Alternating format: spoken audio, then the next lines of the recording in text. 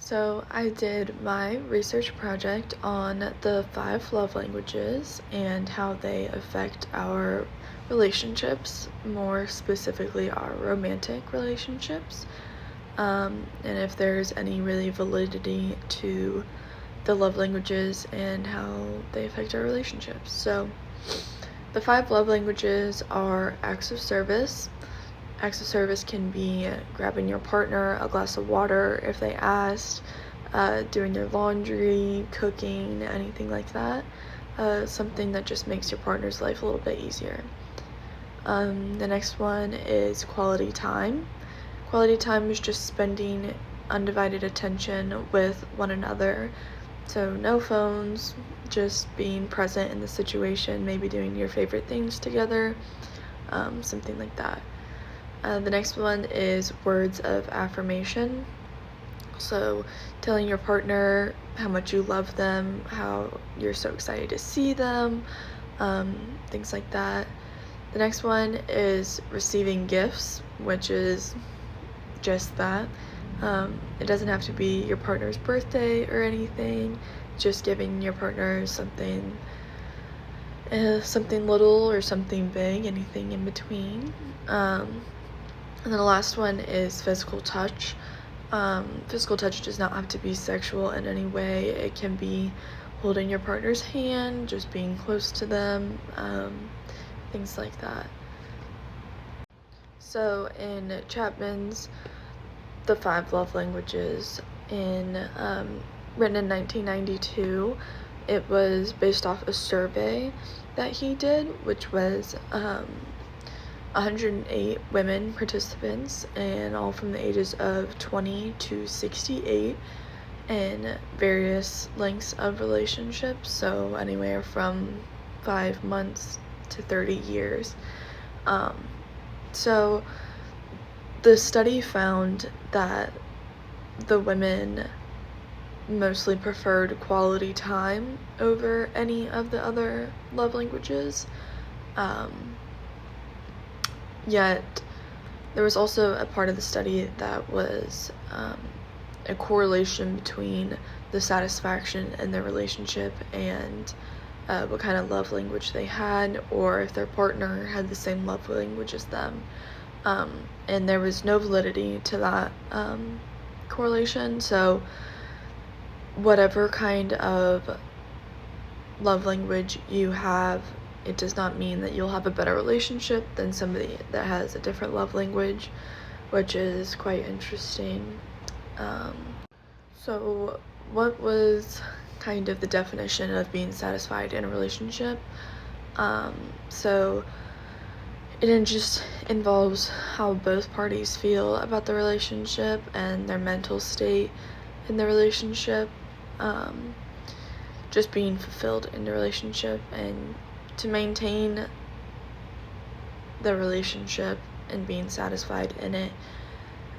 It wasn't more about the love languages, it was more just kind of expressing your feelings to one another and being present in your relationship.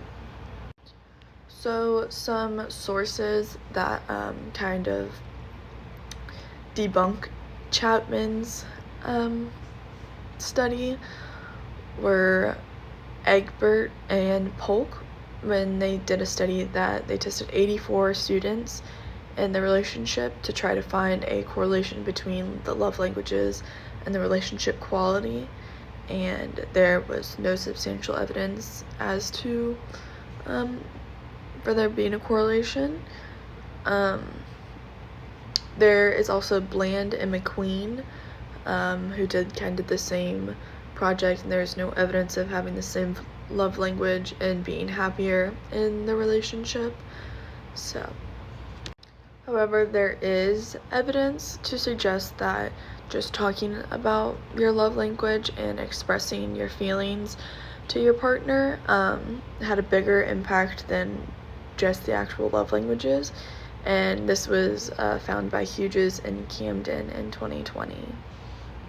So overall, there's no real black or white situation in how to be happier in your relationships. There's a lot more psychology that truly goes into it than just 5 different ways of expressing your love. Chapman had a good idea and it really broke it down for some people to understand, but it's just that it's a breakdown, and there's a lot more to it behind the scenes. So, some expectations that I had when writing this paper were just kind of being that black and white, simple fix for relationships, that there would be some type of correlation between having the same love language as your partner and being happier in your relationship, but obviously that's not the case. It would be nice if there was a simple fix, but there isn't.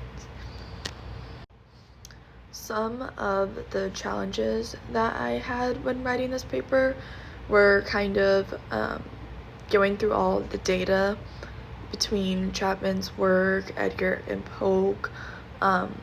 It's like a lot of studies, which is sometimes kind of harder to read and understand. So that was something that I didn't necessarily expect, but I think I did an okay job in finding what I needed to find. So something that kind of benefited me in doing this research project was I was really interested in love languages, or like even relationships, and that's why I chose relationships as my like general topic. I found there were multiple studies of the 5 love languages, and I thought it was quite interesting. And I think I've always thought that there would maybe be like a simple fix to relationships. I'm very also interested in like why the divorce rate is so high, why people get divorced so often, and how I can even implement some of these findings in my own relationships, not just romantic ones, but just with friends and family. It truly is not about what kind of love language you have, but more of just communicating with the person and having that mutual respect for one another. Yeah. So overall, I really enjoyed doing this project.